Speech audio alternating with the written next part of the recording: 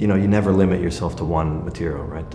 Obviously, glass is going to always play an important role in a building, just purely because you want to be able to look out through the window and get that connection to the outside world, right? Super important.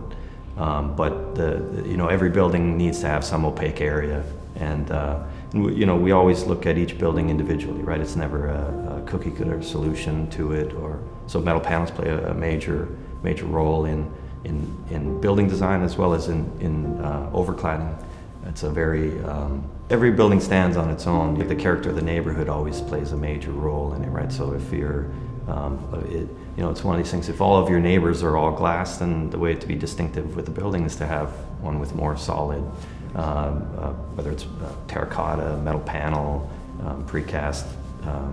There's a lot of engineering work and a lot of materials available out to architects to choose from.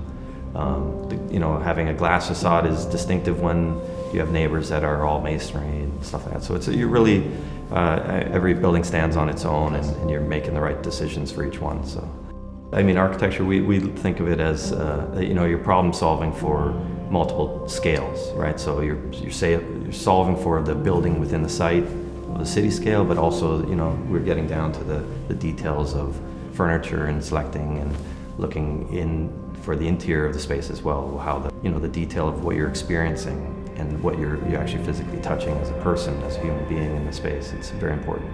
Specifying a material to use in a project is one thing, but making sure that the right quality and in the layout of that material is done. So a lot of times we'll go review a dry layout of the material at the fabricator's yard to just ensure that the design intent is being done, and it's much easier to make a change there if there's a problem with the stone rather than finding it out once it's hanging on the wall in one of our spaces.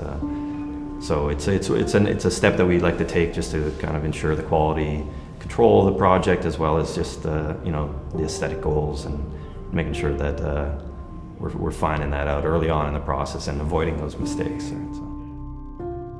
It was truly a pleasure speaking with Michael from MdeAS Architects. Thanks for watching AL13 Showcase, featuring architects in your city doing their best work to make your city a better livable place. If you enjoyed this video, make sure to give us a like, tell us what you liked about it in the comments, and for more weekly content, make sure to hit subscribe.